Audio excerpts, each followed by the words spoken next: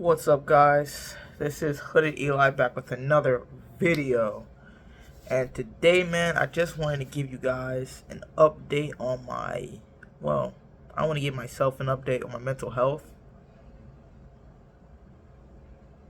Because it's been over 2 months since I've lost my oldest brother. And every day is like a war in my head. And every day before I go to sleep, I think about him. When I'm walking, exercising, I'm thinking about him. Playing the game, I'm thinking about him. Watching TV, I'm thinking about him. YouTube, thinking about him. On social media, thinking about it. I think about him 24/7. And it's hard. Because I have accepted the fact that he's gone, but I hate that he's gone. Because it's just that I don't know why. And I posted a video about it, I think 2 months ago, 1 month ago. And I posted on his channel about 2 months ago, a month ago. And that video did really good. Thank you guys for that. There were some stupid comments. A lot were good, but there were some stupid comments thinking, I don't know, it could be fake. Which is like, yeah, want to look up his name? It'll come up. I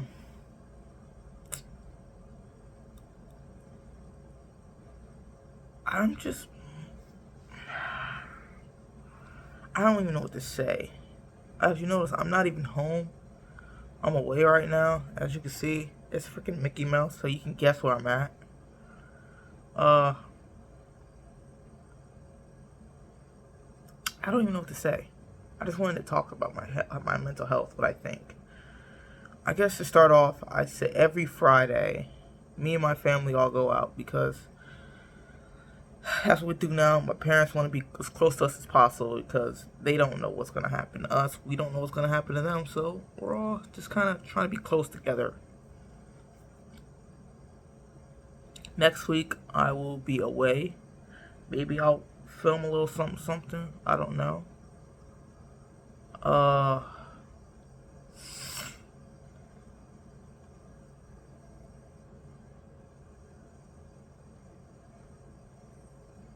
I know I keep pausing, but alright, let me just start by saying this. The reason why I hate the fact that my brother's gone is because from a Christian point of view, he should not be gone. From a Christian point of view. My brother, and I'm not even know if I'm supposed to say this or not, but was more Christian than me. I was becoming a good Christian at one point, a good person at one point, because I was trying to grow a great relationship with God. I wasn't lying anymore. I wasn't stealing. I wasn't doing anything bad. I was reading the Bible every day. I was reading the story of Jesus. I had read Mark, Matthew, and Luke, and I was on John. And I was doing really good. I thought I was growing my relationship with them. And then this happened. And I don't understand why it happened. Because before that, my family has just been through a lot. I want to bring you all the way back to August of last year. Maybe I said this in my last video, I'm not sure. But my father went through, I think, called anaphylactic shock, which is basically like a very extreme, severe allergy attack. My dad's allergic to ants and ant bites. He went to this area, got bit up by some ants. He came home. I went to the bathroom. When I came out, I laid back down on the sofa, and my dad started going to the shock, and it scared me and my entire family. I was holding my dad up. He was walking with us, but each time while he was walking, took a few steps, he would fall a little bit. And who was there helping me? My oldest brother, Elias, Stevie the Black. And we were there together, and at that time, we were not even talking to each other. But when it came to that serious moment, we worked together to get this done. And as I'm holding him up, keeping my father up, I'm praying to God. God, please save my father, not my father. I don't want to go through this. Please, God, no, not my father. Help my father. And before the ambulance even came, my father regained consciousness.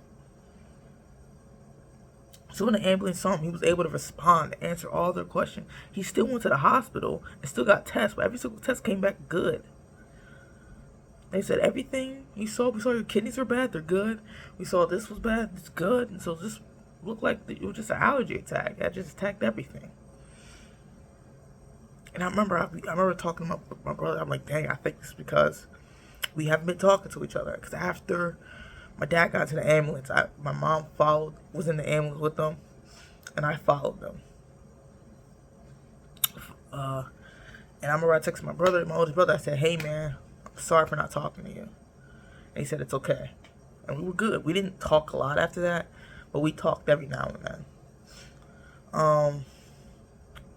And I remember thinking, dang, bro, God probably did that because he wants us talking to each other.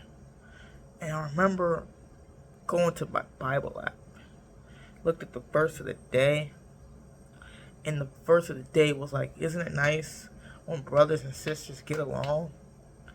And I knew that was just a sign of, yep, what I said, that confirmed it, yeah. And my brothers, my sisters, all of us were like, you know what? We're going to be closer together. We're going to be good. A week later, my sister's back to being a jerk to me, my brothers. Me and Vice are talking, but not like how we used to. We're baby steps. We were taking baby steps. Then in January, my dad's cousin passed away. And he was a big guy too. Bigger than my brother and older than my brother. Passed away. And then he was going through that. And then my mom, well, not even my mom, before that, I was going through something. I was getting scared and having mad anxiety for no reason since literally January 1st. I'm like, oh, what's going on? What is this? Is my red? Do I have this? What is this bump right here? Do I look red right here? Why am I red right there? Is this a bump on my neck? What's this back here? And I was just doing all this stuff because I was so scared of what I had or what I didn't have. I went to the doctors finally, took a physical. They found nothing. And then the doctor sent me a note basically saying, hey, we noticed you were a little anemic. I want to send you back for more testing. And I got scared about that I was like, oh, I'm anemic because I'm low on irons, which I am. I found that out on my own, not without the doctor. Because before that, I was yawning a lot but I wasn't tired. Like, I didn't want to go to sleep, but I just felt relaxed and weak. And I just kept yawning a lot. And I'm like, yo, why am I like this? To find out I was low on irons. And I was getting bruised easily. So I found out, okay, I'm low on irons again. I need to eat more iron. So that's what I did. When I went back to take the test, they were like, oh, you're good. Okay, cool. I'm good. And he tested me for sickle cell anemia without even telling me. But it came back good. So I was like, okay, good. Then my mom, she went through this autoimmune system disease scare. They thought she had that. And I was so angry with the doctors because I'm like, yo, if you just ask my mom what she does on the regular, you can tell her body's hurting because she's inactive. She has a sedentary lifestyle because her job is literally sitting at a desk all day. And she sits there for 12 hours a day, 10 hours a day at a desk doing this. And I told mom, I'm like, Mom, if you're not at your desk, you're laying down, you're sitting down somewhere else. And mind you, she's not fat at all. She actually lost a ton of weight. But I'm like, Mom, you have this sedentary lifestyle you need to get away from. Because I told her, I was like, out of 24 hours in a day, you're probably only standing and walking for maybe like 2. She's like, it's not true. I'm like, Mom, I believe it's true. Because you always complain about making dinner. You stop making dinner and all that stuff because you're the only person in the house who knows how to cook. Or who food's actually good, so really good. So we went to that immune system scare, and that came back negative. She tested for everything, and it was like, yeah, you're good. And I was like, okay, nice. I got up and I praised God. I got up and I praised God when he saved my father. I got up and I praised God with me. And each time every single day I had prayed to God saying, if there's anything you want me to do, let me know. And I went through my life every day not getting anything. But every day I get down, lay down, say my prayers. If there's anything you want me to do, let me know. If there's anything you want me to do, let me know. And that's what I did.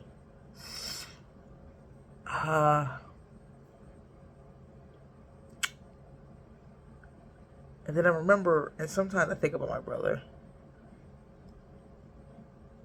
And now that he's gone, I get sad and I think about past memories. And my memories link to other memories that lead to him. What do I mean? The other day, I was playing songs from my brother and my sister.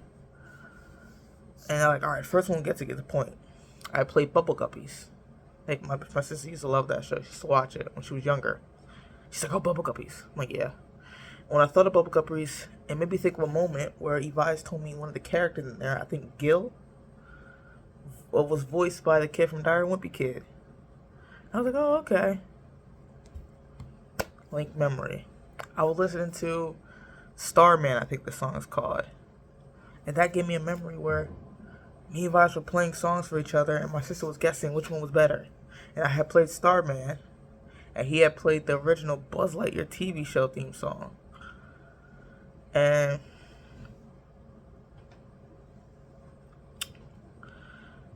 I don't know, it just reminded me of that. Everything links back. I'm at a Disney resort right now. And just now I'm thinking of Disney resort. I was thinking of the time was at Pomp Century. And now that I'm talking, I'm thinking of the time that I'm thinking like, oh, what if my neighbors hear me talking? I don't know. I was thinking of, remember the time we were outside my room and I had a pirate sword. And I remember I was stabbing my brother Evise with it. I remember thinking of that moment, that lady came out and said, hey, we're trying to sleep. Can you guys be quiet? Like, she was a freaking Karen. She was very rude about it. And I was like, hey, we're trying to sleep in here. Can you guys keep it down? I'm like, oh, okay, no problem. She came out with an attitude. Like, lady, calm down, okay? We're having fun. Chill. So, I just thought of that moment right now. Every moment links back to him.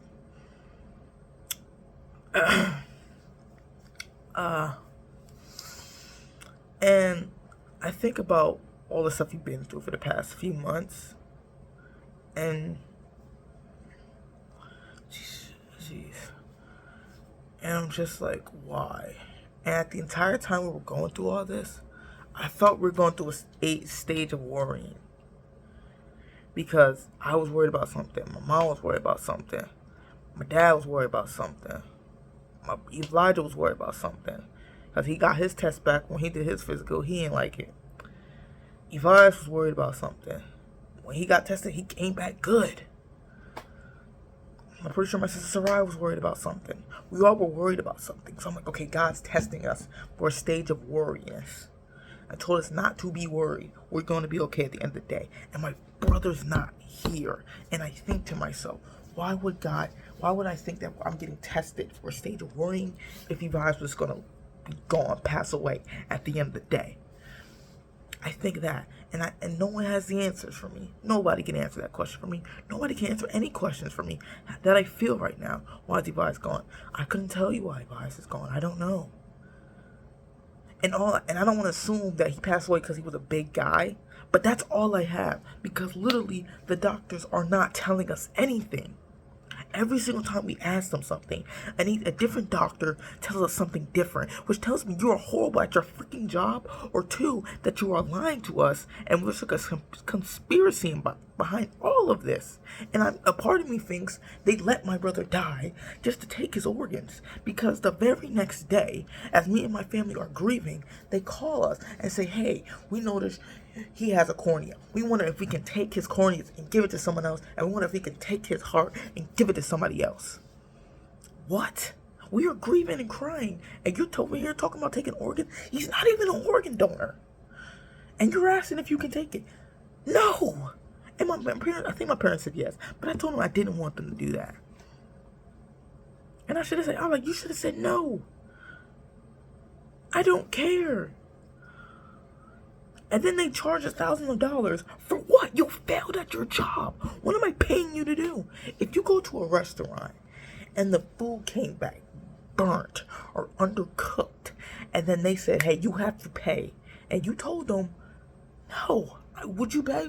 You'd be like, no, I'm not paying for a horrible, a burnt steak and undercooked chicken. I'm not paying for that. You didn't do your job right. Why would I pay you? It's like going to a barbershop, getting a haircut. You say, hey, bro, just cut a little like right here, and nigga cut it up here and ask you $40. No, I'm not paying you. You didn't do it, your job. You failed. You failed. Heck, you should pay me for the funeral services.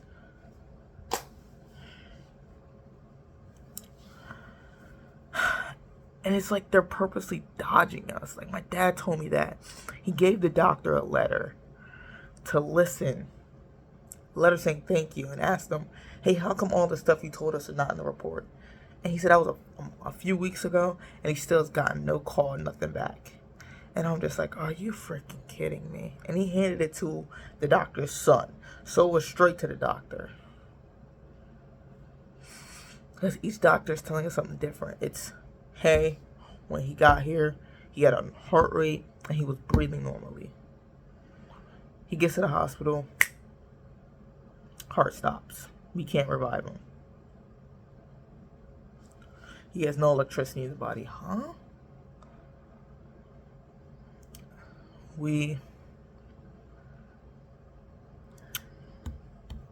They tell us we gave him something to help him breathe, and I guess his heart didn't like it, so it made his heart stop.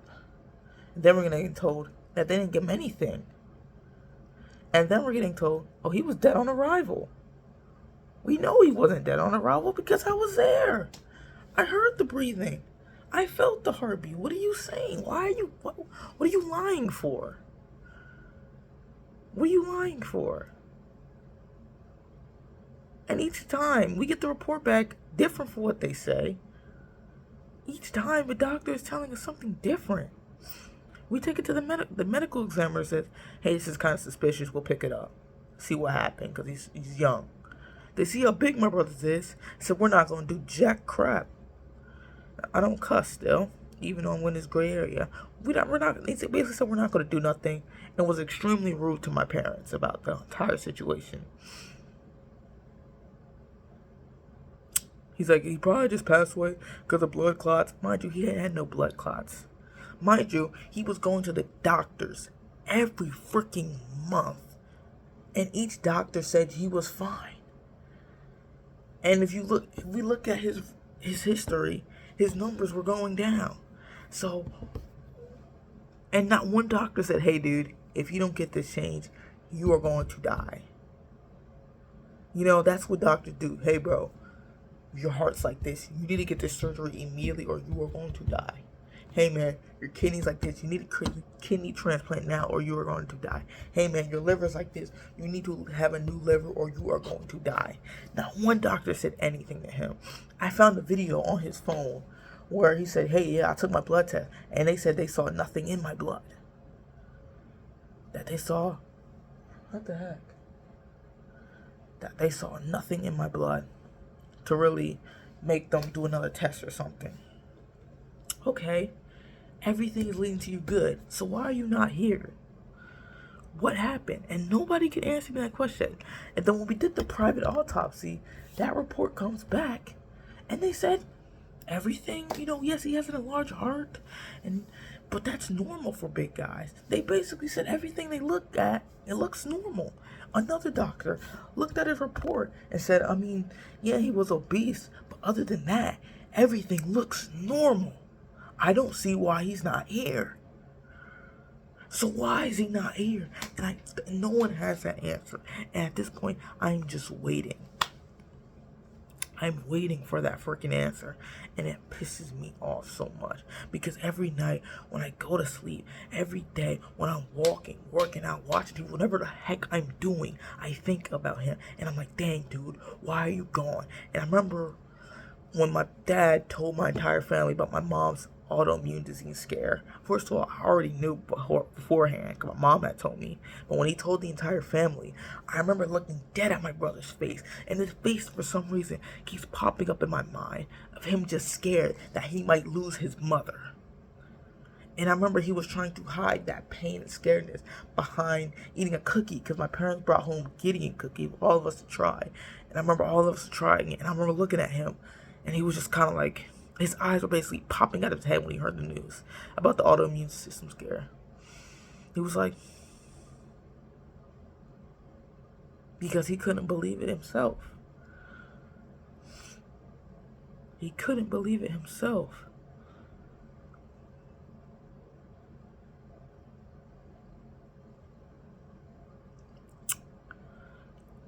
And everything was good. We were all happy that Mom was fine. Another time I think about is when we were on, it was my sister's birthday, January 26th. We were at that chocolate emporium at Universal Boardwalk. And I remember my mom was telling us about eat to live and live to eat. And this was that same day. My father wasn't there because he was at my cousin's funeral. My dad's cousin's. My dad was at his cousin's funeral, who was bigger than my brother, who passed away, who had all the amounts of these problems that my brother did not have.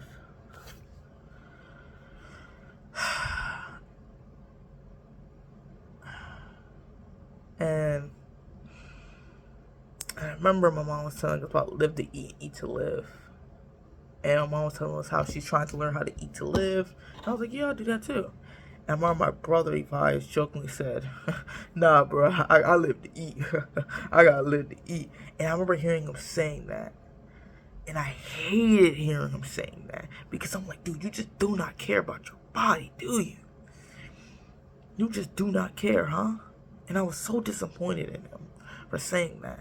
And it angered me. My mom was like, well, you still gotta learn to, live to eat, a little bit. No, eat to live, ha ha ha. And he just ignored her. And I was angry that he joked like that, knowing in his state he was big. And I remember when we found out my dad's cousin passed away, I had texted him. And I was like, yo, man, I want to talk to you about health. He ignored my text. And it angers me that he ignored my text. And I remember being so angry, like, wow, dude, you really going to ignore my text like that? And I could have walked up to him and said something, but I didn't because I was angry. To find out he didn't answer nobody's text, probably just other than his friends.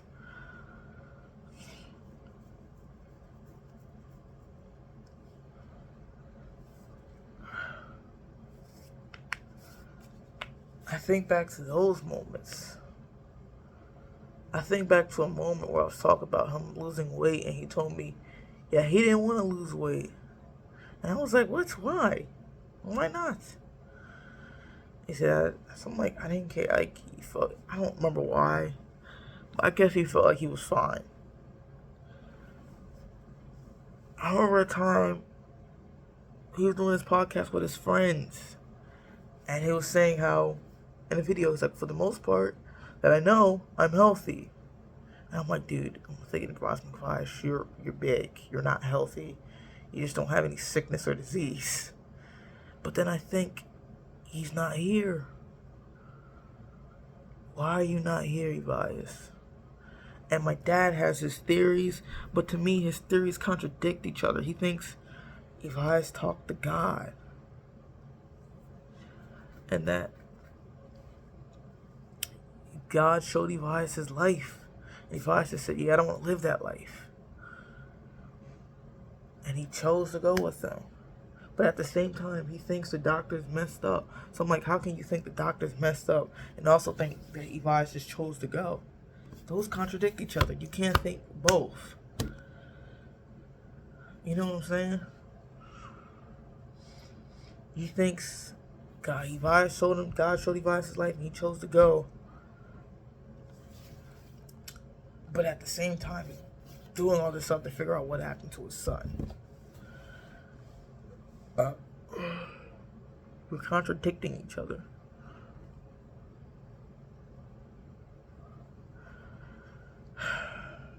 I don't know anymore. What the heck? I seriously don't know anymore. And I'm always going to remember my brother. And sometimes I think of the future. I think, dang, bro, you're not gonna be here for this. You're not gonna be here for that. You're not gonna be here for this. You're not gonna be here for this. That.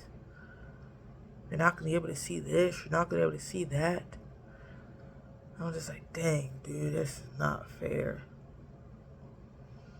I have so much pain in me that I want others to feel the pain I have. People that I know who have siblings or parents, I'm like, yo, bro, I just want you to lose somebody so you can feel the pain I have. Not out of anger, just because I don't want to feel like I'm left alone. I guess I know I have my family, but I want someone outside of my family to feel the same pain I'm feeling.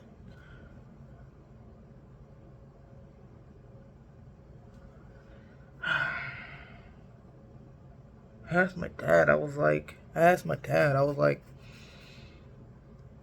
Dad, you lost so many people since you moved here to Florida. How can you keep still believing God's existence and keep going through this? Because I'm just struggling. He says, one thing is that he's older than me. And I'm only 21 years old. This is the first time I had to go through something like this. And that sucks. Because I shouldn't have to. No one should have to. This is the hardest thing in the world. Losing somebody. And if I told him one thing. There's a reason why I struggle with God and stuff. With his existence now. And I did. And which, mind you, a part of me, a huge part of me still believes. It's like 80-20. Like 80% I still believe, 20% I don't. But at the exact same time, I'm thinking, why are you not here, you guys? I think that again.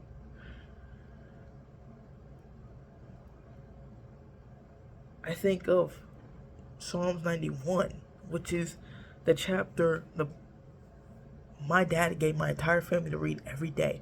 No one, I don't think anyone else did it other than me, and maybe my dad. And that chapter basically says that God will protect you from everything. And you'll see the wicked fall left and right. And that you'll live a long life and you shouldn't be worried. I think of that and I'm like, Elias was a great man, a great Christian. So why is he not living his long life? And then my grandfather told me Isaiah 57:1 basically was like, God will take you away from the evil yet to come. And I think of, what evil? Would it be his life? That Elias wouldn't lose weight? Because I was talking about this with my other brother, and I always told him, like, we both discussed how we were very disappointed in Elias, the way he ate. Because we would see that he was struggling with his weight, and he would still eat very unhealthy. And I'm just like, come on, Elias. I remember one time, he had one of my keto wraps, because everyone wanted to eat those now for a while. And I don't remember what he had, but he was putting barbecue sauce on it. And he loved barbecue sauce.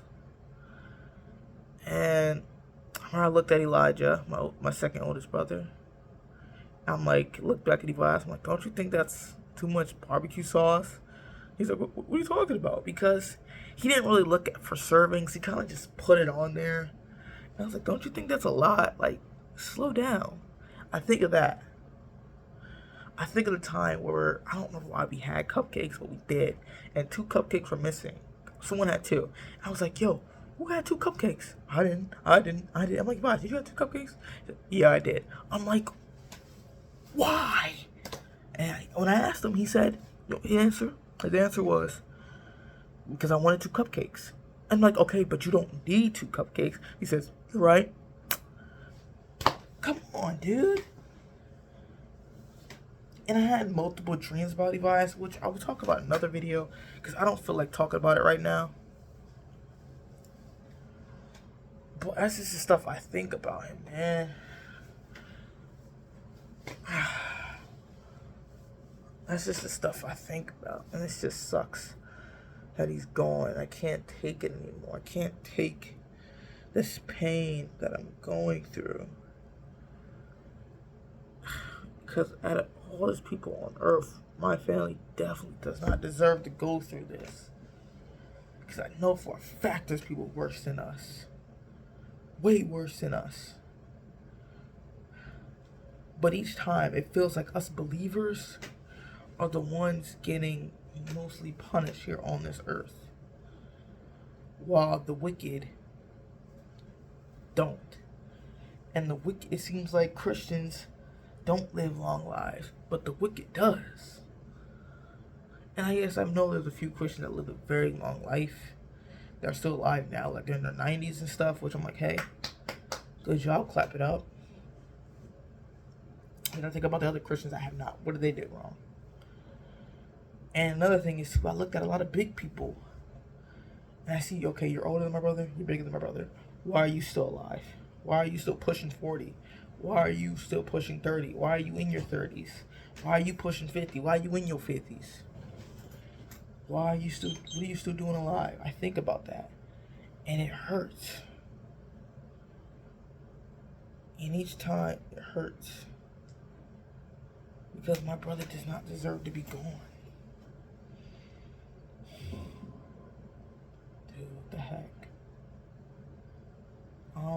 That's just a quick little update on my mental health.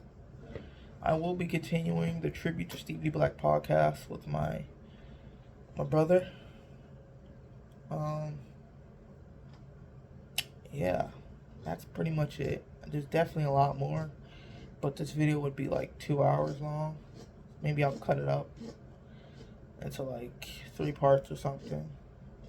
I definitely want to talk to you guys more about mental health and mind. And I also want to talk to you guys how am I doing to help it, because right now, nothing's really helping it. It's just patience and waiting. Like this bruise I got on my arm. I hate that it's here, but for it to leave, I just gotta wait until it's gone. That's pretty much it. Yeah. Expect another episode maybe 2 weeks from now. Because next week we're going to be gone for a whole week. So that's the best I can say is 2 weeks from now. Episode 2 for that. Tribute to Stevie Black. And the topic will be on is lying okay? Because that was one thing he wanted to talk about on his list. Lying okay. Is it ever okay to lie? And he probably would have said no. Another thing I think about before I close it out, I think about WrestleMania 40, I believe it was, this past April, because that was the last time we were all together. It was date right, April 7th, the day before he passed. I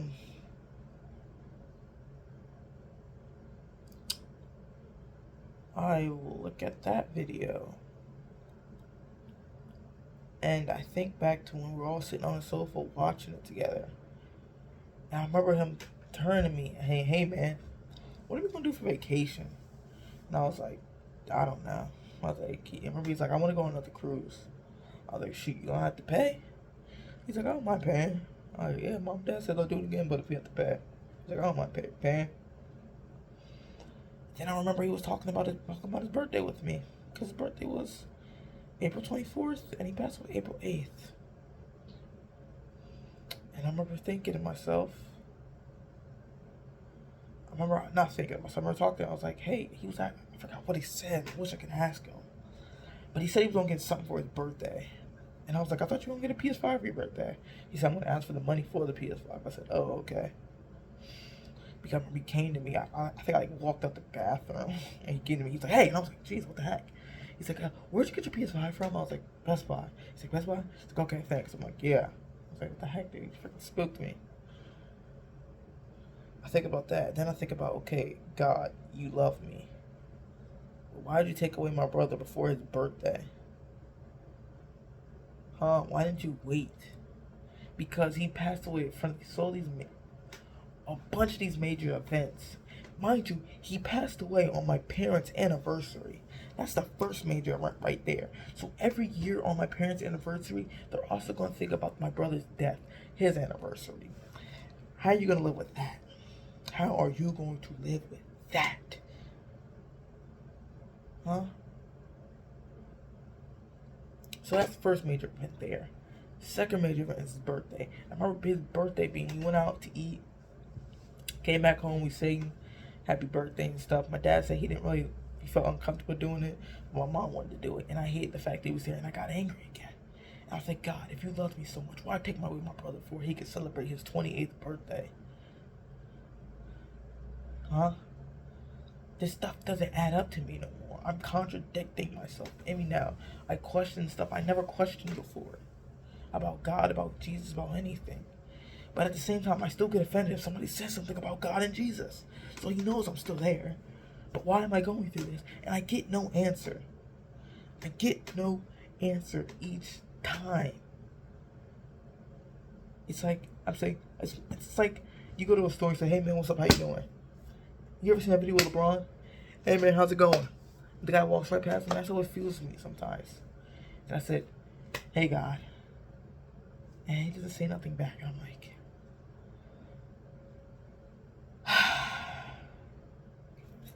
okay, I'll wait. Hey God, can you tell me why this happened? Nothing. Hey God, this what's up, man? Nothing. And I'm just like, alright, dude. And every night I pray, alright God, tell me what happened to my brother. You told me to pray every day, right? I got a sign that said pray every day, that's what I'm doing. What's up?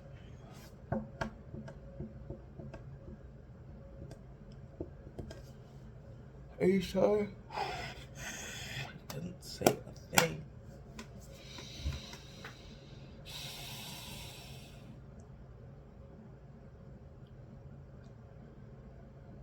And that's my biggest problem.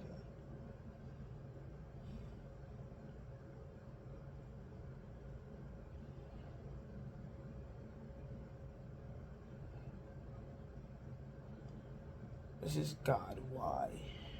I got no answer. I get no answer. I was so angry that I had evil thoughts.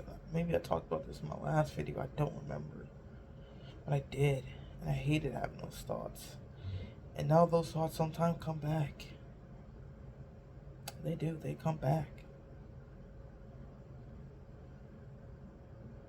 Every time me and my family's together, I feel weird because I know a part of my family is missing.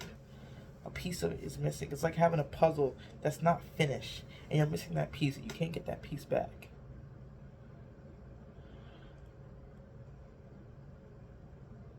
If I had anything to say to my brother one last time, it would just be, I'm sorry. That's literally what it would be. Just, I'm sorry. I let go of that pain and stuff, but that would just be what it'd be. I'm sorry. And he'll probably be like, why? It's like, I'm sorry you lived your life like that, man. I'm sorry that, I know you were big and you were struggling to lose weight. I'm sorry about that. I'm sorry that we never really got back to where we were. I'm sorry about that. I'm sorry I didn't go downstairs and say something to you. I'm sorry about that. Because the day he passed away, the only person saw him in my family was my sister. And that was only in the morning so he could drop her off at work. My parents didn't see him. I didn't see him. My other brother didn't see him. Nobody saw him. The only people that saw him was his friends because he went out and hung out with his friends. I didn't even know he did that. And that same day I talked about him, like, in a bad way, a disappointment. A disappointment in him. I talked about that in my last video, so I'm not going to get into it. But I talked about him in disappointment, and that same day he passed away. I did not expect that. I was so scared and angry. I was looking at ways how to bring him back. I couldn't get nothing. They'll say all these devices, and I'm just like, hypothetically, what can I do? Nothing.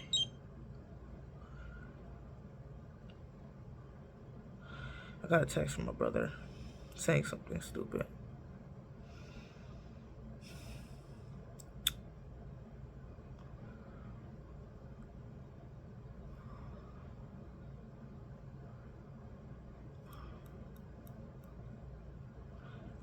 I just think, dude, come back.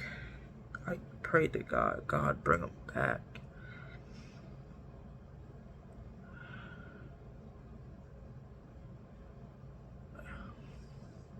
I look at my brother's friends, and I'm angry that they're still here and he's not, and that they're literally living their life. They moved on so quick, man. They moved on so quick. And each time I see, oh man, Steve won't let you do this, man. And I see them in the chat, and I'm just like, whatever, dude. And I see them live their life without my brother, and that makes me angry each time. Every time that makes me angry that they're just living their life. That they just moved on quick. They were at my brother's service. 2 of his friends came up and said something, nobody else. And then we haven't left the note box, people to write notes in there. None of his friends wrote a note in there. Dude, are you serious? I think about stuff like that. I'm not supposed to, but I do. So what do you expect me to do, huh? What do you expect me to do?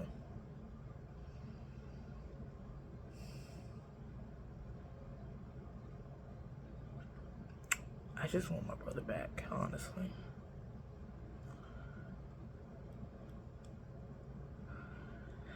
But that's my mental health thoughts. Just that I'm at war with my head every day. I don't know if anyone out there wants to talk, man. Let me know. I'm down to talk. I really am down. Anybody, really. Alright, I'll see you guys next time.